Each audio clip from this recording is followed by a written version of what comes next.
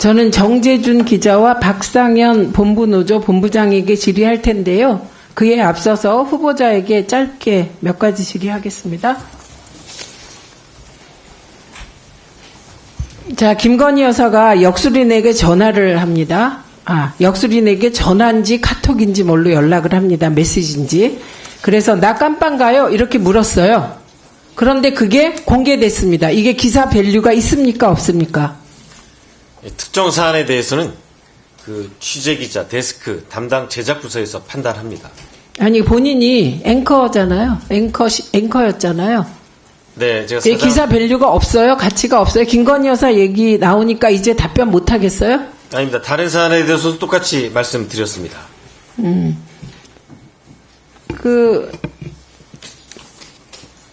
정재준 기자님, 이게 기사 밸류가 있습니까? 없습니까? 일선 기자시잖아요. 그죠? 지금 가장 핫한 사항이기 때문에. 네, 기사 밸류 있다. 예, 그런 말씀이죠. 박상현 본부장 같은 생각이십니까? 네, 있습니다. 예. 이렇게 쉬운 얘기를 답을 못 하시는데 어떻게 사장을 하고 저렇게 소신 있는 기자들을 어떻게 지휘하겠습니까? 사장 후보자이기 때문에 제가 말을 못 하는 겁니다. 이거 답변하라고 한 거 아닌데요. 죄송합니다. 예, 그냥 지적 드린 거예요. 네. 사장을 못 하시겠다. 저런 정의로운 분들을 어떻게 지휘합니까? 자, 최근에 국회 운영위에서 대통령실 정무수석이 올바른 질문을 한 기자에 대해 무례하다라고 하는 표현을 쓴 일이 있는데 알고 있죠? 야, 영상 틀어주세요. 그 부산일보 기자인데요. 저는 그거는 그 기자가 대통령에 대한 무례라고 생각합니다. 대통령이 사과를 했는데 마치 어린아이에게 부모가 하듯이 뭘 잘못했는데 이런 태도, 저는 그 태도는 시정해야 된다고 생각합니다. 이건 거의 정상이 아니에요. 예, 이 답을 한 분은. 무슨 용산 참모가, 기자가 그 대통령이 좀 아픈, 그리고 국민들이 모두 바라는 질문을 했다고 무례하고 기자 보고 시정하라고 합니까? 그 기자가 그럼 정말 무례했는지 그거 한번 틀어볼까요? 마치 사과를 하지 않아도 될 만한 일인데 바깥에서 시끄러우니까 사과하는 거 아닌가 이렇게 오해를 하실 수도 있을 것 같습니다. 그래서 지금 국민들이 TV를 통해서 해견을 지켜보는 국민들이 과연 대통령께서 무엇에 대해서 우리에게 사과를 하셨는지 어리둥절할 것 같습니다. 여기에 대해서 보충 설명해 주실 수 있으신지요? 예, 홍철호 수석 발언이 이렇게 질문한 기자에 대해서 무례하다. 기자가 고쳐야 한다. 시정해야 된다. 이게 적절한 대응입니까? 참모에?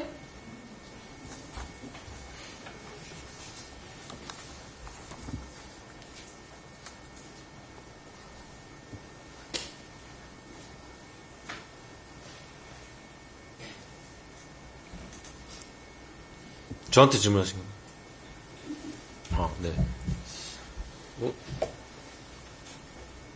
제가 이제 특정 사안에 대해서 이건 특정 사안 아니에요. 저 현상에 대해서 얘기를 하면 저 사실 기자의 질문이 네. 기자적 입장에서 무례합니까? 다들 이제 저거를 기사화 쓰고 하고 KBS 역시 취재를 하고 기사를 쓸 텐데 길게 사장 후보자가 이렇다 저렇다 얘기하면 저희 제작진에 영향을 미칠 수 있어서 제가 특정 사안에 대해서는 언급을 안 하는 겁니다. 이게 특정 사안이 아니고 비겁한 겁니다. 지금 말 못하는 건.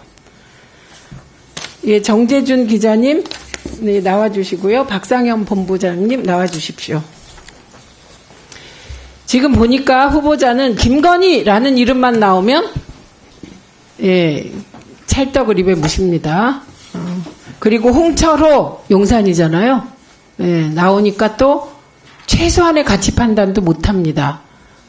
김건희 라인이 찍었기 때문이겠죠. 저는 그렇게 추측합니다. 파우치 사장이라는 것도 그래서 나왔고 제가 정재준 기자에게 확인하고 싶은 것은 이영일 씨로부터 22일 날 박민 사장이 이미 용산으로부터 안 된다는 것을 통보받았다라는 얘기를 들은 일이 있는지 여쭈려고 예, 모셨습니다. 답변을 요청드립니다. 들은 일이 있으십니까? 네, 들었습니다.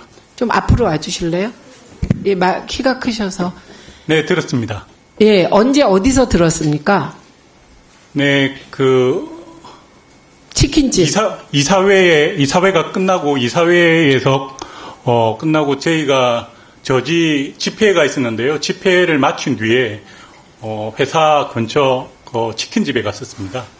그래서 치킨집 밖에, 이영일 주관이 직원들하고 앉아 있더라고요. 그래, 저도 이제 집회를 마치고 나온 상황에서, 사장이 이제 파격적으로 이제 된 부분에 대해서, 좀 궁금해서 물었습니다. 그 어떻게 된 거냐라고 물었을 때 그렇게 답변을 했습니다. 그러니까 22일 박민 사장이 용산으로부터 당신은 안 된다라는 얘기를 이미 박민 사장이 22일 날 통보받았다. 그 전에 알았던 것 같습니다.